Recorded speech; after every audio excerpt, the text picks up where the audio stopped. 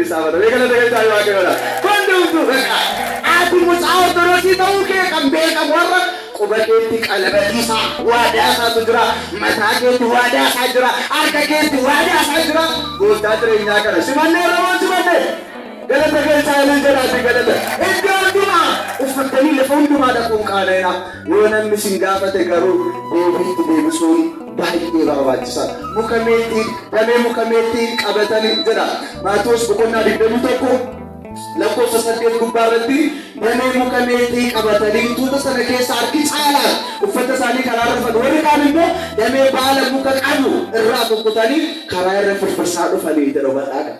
Ilaa sila kan dubbadhe kana gafata waayidoo keessa baatanii waan dundumtuu gaaffii sinittita waa'ee taabotaatu waa'ee ergamootaatu waa'ee Mikaa'elaa waa'ee Gabreeleetu waa'ee Qeexamaatu waa'ee Siqilateetu waa'ee waan hundumaa jettu as keessa jiraannaan garuu hundumaaf deebiidha isin galanni Waaqayyoodhaaf haa ta'u as keessa jiraannaa kanaafidha qulqulluun Phexrosi wangeela Maatiyos boqonnaa 17 gubbaarratti yaa gooftaa jiraachuun keenya gaariidha hundumaaf deebii ta'an as jiraadha argitan nama tokkoon gaafatan gaafatamaa ooltu nama tokkorraa deebii eeggan deebii deebisaa ooltu na wajjin jedhame deebii deebisaa oolleedhaan jedhaa ka deebii deebisaa oolleedha wallaalaa keenya gorfachuudha isan beekne tumuudha deebii deebisaa oollaa jechuudha damee mukameetii qabataniitu isa dura dhufanii yookiin immoo damee muka garagaraa qabatanii isa duukaa dhufanii damee mukameetii kun sadiitu jira tokko saleenii kan jennu na duukaa deeman tokko saleenii kan jennu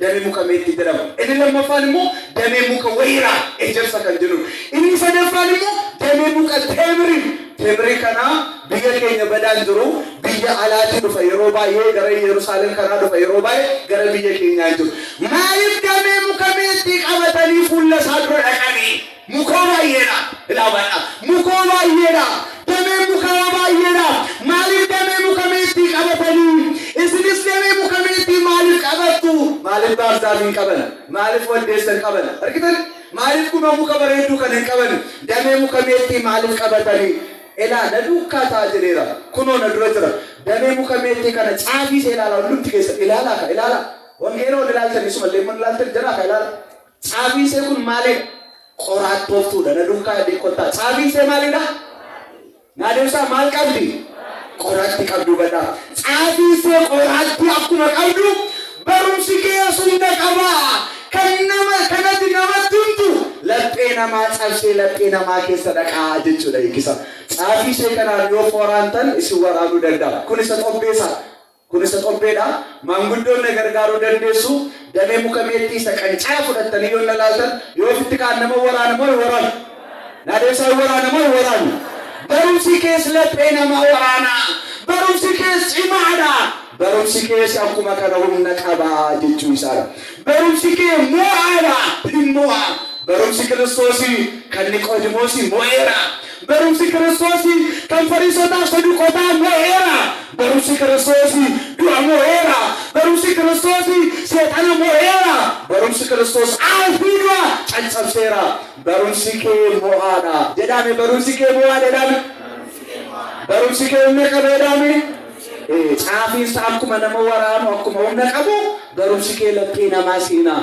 barumsi kee humna qaba barumsi kee cimaadha jechuusa inni kan biraan immoo damee mukameetii kana gabaabsee isinitti hima Abrahaam yeroo Yisihaaq dhalatu Yisihaaq immoo yeroo Yaaqoob dhalatu damee mukameetii kana qabatee Waaqayyoof galata galche argitani mallattoo gammachuuti damee mukameetii na duukaa jedhame damee mukameetii jedhame mallattoo maaliiti gammachuu Abrahaam yeroo Yisihaaq dhalatu damee mukameetii qabate Yisihaaq yeroo Yaaqoob dhalatu damee mukameetii qabate akka naannoo keenyaatti immoo namni gaafa wal fuudhu gaafa gaa'ela geggeeffatu barri isaa balbala isaa irratti maal ta'uu isaaniiti gammaduu isaanii galanni Waaqayyoof haa ta'u gammaduu isaanii inni kan biraan immoo مولا ملتومو إنسان دمي مكملتي ملتومو إنسان صبومونا يكمونا دوامونا إنهم كبرني إنهم واقعيو يسوع كريستوس كبرني وبتاعك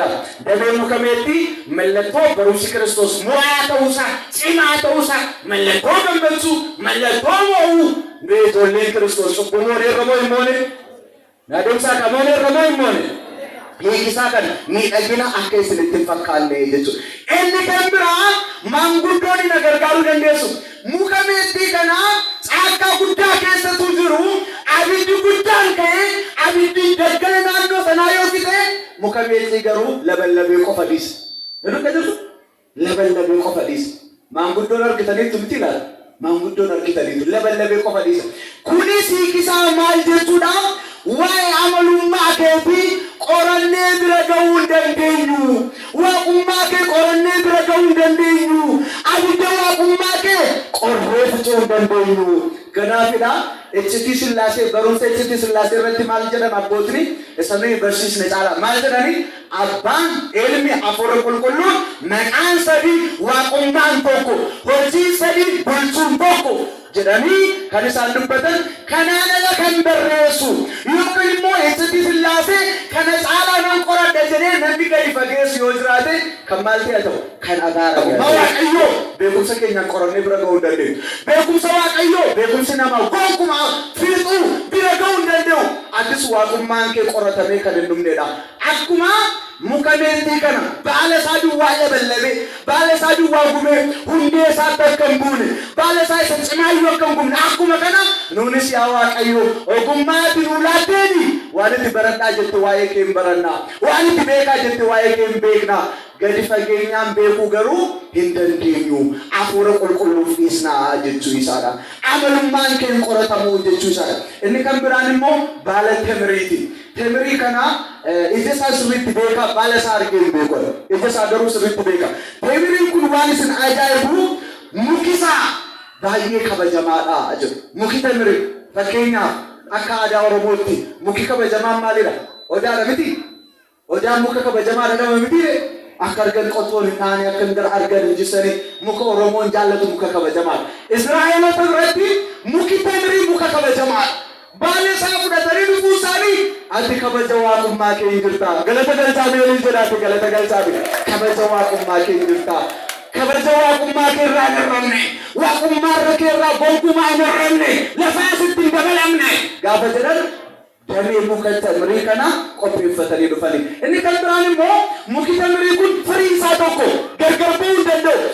Akkuma kanas gooftaa keenya Yesuus Kiristoos amalummaa lamarraa gara amala tokkotti jechuun maal jechuudha? Inni waaqa guutuudha nama guutuudha. Argitan namni amalli isaa kan biraadha waaqni garuu amalli isaa kan biraadha. Yesuus Kiristoos garuu amala waaqummaa isaas amala namummaa isaas tokko taasisee tokko taasisuu saammoo jedha Abbaa Hiriyaaqoos tokko taasisuu saammoo akka Addaam tokko kan jennu miti Addaam sadii ta'uu hin danda'u. Akka Abrahaam akka Yisihaaq akka Yaaqoob sadii kan jennu miti Abrahaam Yisihaaq Yaaqoob immoo meeqa ta'uu danda'a? Tokko ta'uu hin danda'ani. Tokko gaafa jennu wal makaa kan hin qabne adda adda bahiinsa kan hin qabne argitan wal makaa kan hin qabne adda adda bahiinsa kan hin qabne tokko gaafa jennu kan waliin laaqame kan waliin makame sun ta'in amalli waaqummaa isaa amalli namummaa isaa tokko kan ta'e utuu walitti hin makamini utuu adda adda bahin jedhanii Abbaa Hiriyaaqoos dubbataniiru. Firiin temirii tokko akkuma ta'e atis waaqummaa keetiin amalummaa tokko qabda. Waaqas namas taateetu jirtu amalummaan kee garuu tokkodha gaafa jedhan damee muka temirii kana qabatanii bahuu jechuudha. Innis qaama lamarraa gara qaama tokkotti waaqummaa isaaf namummaa isaa tokko taasisee jechuudha. Argitan kun iccitii guddaadha. Waaqummaa isaaf namummaa isaa tokko taasisee nama turee nama ta'ee waaqa ta'ee nama ta'e waaqummaaf namummaa isaa tokko taasisee gaafa jedhan akkuma firii temiriidha ati tokkodha gaafa jedhan damee baala sanaa qabatanii ba'anii. Inni sadaffaan immoo nuyi kan naannoo keenyatti argamu damee muka meexxii kana qofa qabannee dhiyaanne malee damee muka temiriis jira. Sadaffaa irratti immoo damee muka ejersaa yookiin immoo wayiraa kan jedhamu.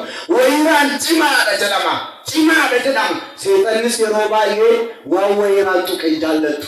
Kana mee ilaala waan wayiraan tuqe hin jaallattu. Wayiraadhaan siree keessan qaqqabadhaame. Wayiraadhaan mana keessan eebbisaame. Wayiraan muka eebbifamaadha. Atis cimaadha. Lafaati jirtu diinni ga'uu hin danda'u. Gaafa jedhan damee muka wayiraa qabatanii dhiyaatanii. Mee bara dhufu yoo Waaqayyo ittiin nu ga'e damee muka wayiraa kanas damee muka temirii kanas barbaannee afinnu barumsa guddaa nu ta'a. Waaqayyo ittiin nu haa ta'u. Ameen jedhaa.